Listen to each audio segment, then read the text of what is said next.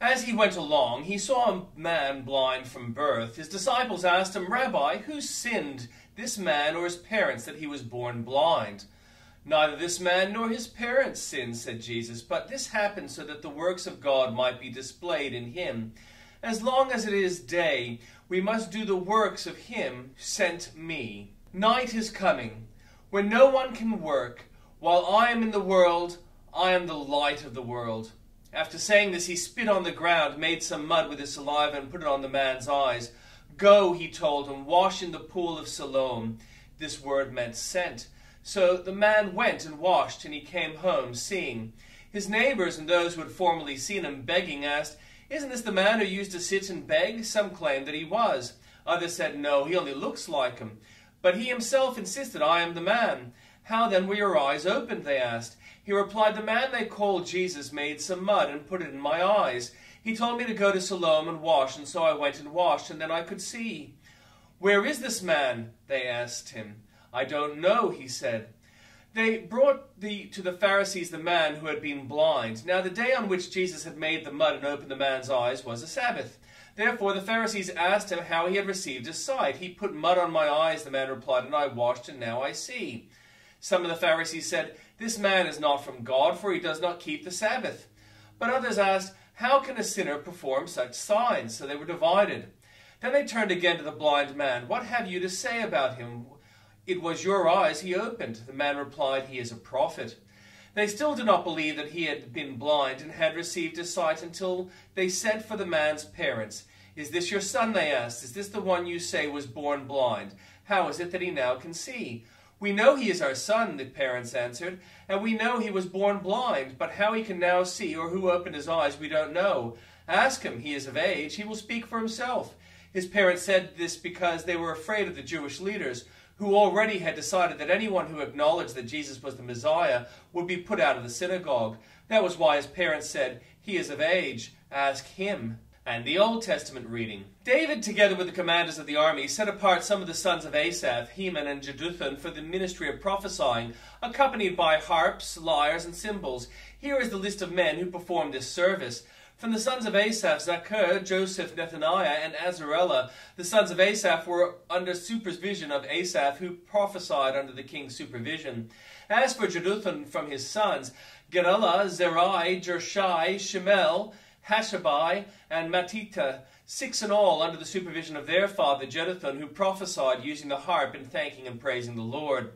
As for Heman, from his sons, Bechiah, Mattaniah, Uzziel, Shabael, and Jeremoth, Habaniah, Hananiah, Eliath, Giddatai, and Ramamti-Ezer, Joshgeshabeth, Malathi, Hotir, and Mahaziah. All these were sons of Heman, the king's seer. They were given him through the promises of God to exalt him. God made Heman 14 sons and 3 daughters. All these men were under supervision of their father for the music of the temple of the Lord, with cymbals, lyres, and harps, for the ministry at the house of God. Asaph, Jeduthun, and Heman were under the supervision of the king, along with their relatives, all of them trained and skilled in music for the Lord. They numbered 288, young and old alike, teachers as well as students cast lots for their duties. The first lot, which was for Asaph, fell to Joseph, his sons and relatives, the second to Gedaliah, him and his relatives and sons, the third to Zaccur, his sons and relatives, the fourth to Isri, his sons and relatives, the fifth to Nethaniah, his sons and relatives, the sixth to Bechiah, his sons and relatives, the seventh to Jesarela, his sons and relatives, the eighth to Jesiah, his sons and relatives, the ninth to Mattaniah, his sons and relatives, the 10th to Shimei, his sons and relatives, the 11th to Azarel, his sons and relatives, the 12th to Hashabiah, his sons and relatives, the 13th to Shabal, his sons and relatives, the 14th to Mattaniah, his sons and relatives, the 15th to Jeremoth, his sons and relatives, the 16th to Hananiah, his sons and relatives, the 17th to Jochebed, his sons and relatives, the 18th to Hanani, his sons and relatives, the 19th to Malachi, his sons and relatives, the 20th to Eliatah, his sons and relatives, the 21st to Hothir, his sons and relatives, the 26th to Gedalti, his sons and relatives, the 23rd to Mezahiath, his sons and relatives, the 24th to Ramamti-Ezer, his sons and relatives. The divisions of the gatekeepers, from the Korahites, Meshelemiah, son of Korah, and one of the sons of Asaph, Meshelemiah had sons, Zechariah the firstborn, Jediel the second, Zedekiah the third, Jethniel the fourth, Elam the fifth, Jehohanan the sixth, and Eliawenai the seventh.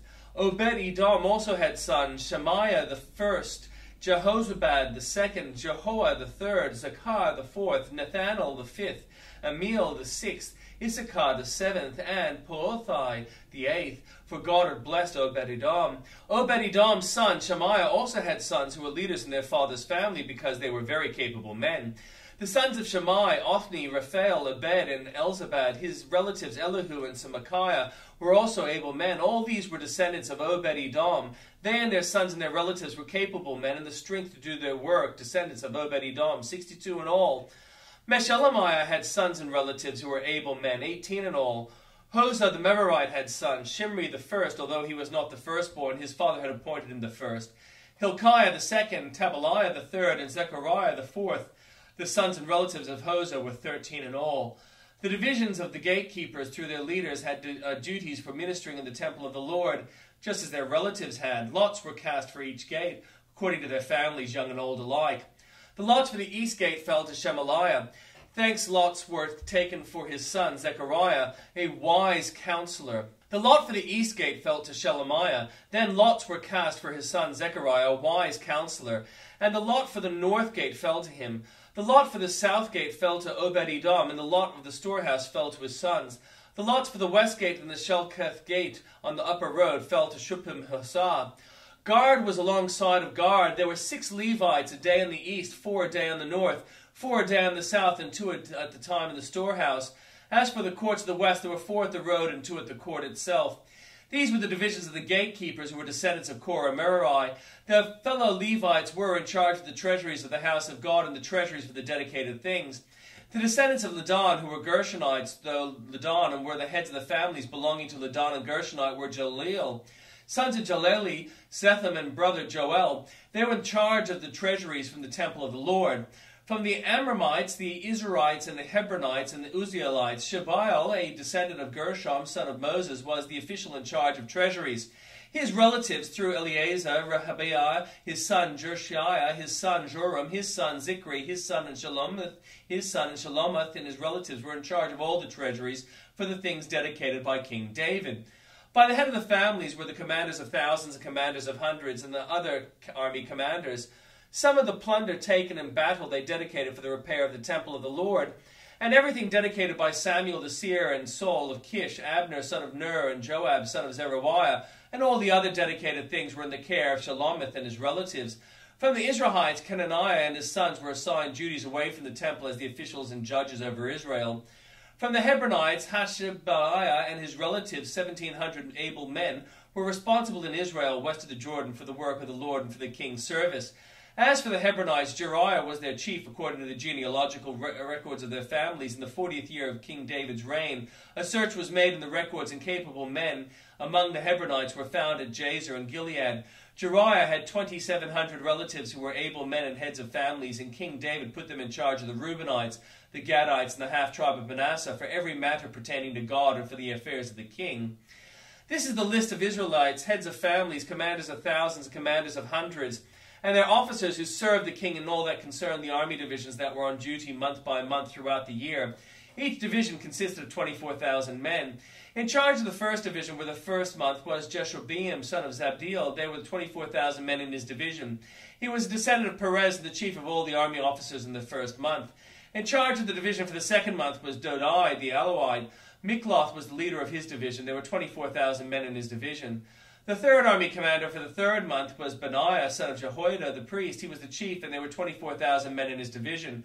This was the Benaiah who was a mighty warrior among the 30 and was over the 30. His son of Ammizabad was in charge of his division. The fourth in the fourth month was Asahel, the brother of Joab. His son Zebediah was his successor. There was 24,000 men in his division. The fifth in the fifth month was the commander Shamuth, the Israelite. There were 24,000 men in his division. The sixth for the sixth month was Ira, the son of Ikesh, the Tekoite. There were 24,000 men in his division. The seventh for the seventh month was Helez, the Pelonite, an Ephraimite. There were 24,000 men in his division. The eighth for the eighth month was Sibbecai, the Hushashite, the Zerathite. There were 24,000 men in his division. The ninth for the ninth month was Abiezer the Anathite, was Benjamite. There were 24,000 men in his division. The 10th for the 10th month was Maharai the Nethathite, a Zerahite. There were 24,000 men in his division. The 11th for the 11th month was Benaiah the Pirathonite, an Ephraimite. There was 24,000 men in his division. The 12th for the 12th month was Heldai the Nephalite, from the family of Othniel. There were 24,000 men in his division. The leaders of the tribes of Israel over the Reubenites, Eleazar son of Zechariah; over the Simeonites, Shaphiah son of Makkah; over Levi, Hashabiah son of Kemuel; over Aaron, Zadok; over Judah, Elihu, a brother of David; over Issachar, Omri son of Michael; over Zebulun, Ishmaiah son of Obadiah; over Naphtali, Jeremoth son of Israel; over Ephraimite, Hosea son of Hazaziah; over the tribe of Manasseh, Joel son of Pedadiah; over the half-tribe of Manasseh and Gilead, Iddo son of Zechariah; over Benjamin, Jasiel son of Abner; over Dan, Azarel son of Jeroam. These were the leaders of the tribes of Israel. David did not take the number of men 20 years old or less, because the Lord had promised to make Israel as numerous as the stars in the sky. Joab, son of Zeruiah, began to count the men, but did not finish. God's wrath came on Israel on account of his numbering, and the number was not entered in the book of the annals of the kings of David. Asmaveth, son of Adil, was in charge of the royal storehouses. Jonathan, son of Uzziah, was in charge of the storehouses in the outlying districts, and the towns and the villages and the watchtowers. Ezri, son of Calub, was in charge of the workers who farmed the land. Shemel, the son of Ramathite, was in charge of vineyards. Zabdi the Shipmite was in charge of the produce of the vineyards of the wine vats. Baal-Hanan the Gederite was in charge of the olive and sycamore fig trees in the western foothills. Joash was in charge of the supplies of olive oil. Shitrai the Sharonite was in charge of the herds grazing in Sharon. Sharaphat, son of Adlai, was in charge of the herds in the valleys. Obil the Ishlamite was in charge of camels. Jedediah the Meronothite was in charge of donkeys. Jaziz the Hagrite was in charge of flocks. All these were officials in charge of King David's property. Jonathan, David's uncle, was a counselor, a man of insight and a scribe. Jehiel, son of Hakmoni, took care of the king's sons. Ahithophel was king's counselor. Hushai the Archite was the king's confidant. Ahithophel was succeeded by Jehoiada, son of Benaiah, and by Abiathar. Joab was the commander of the royal army.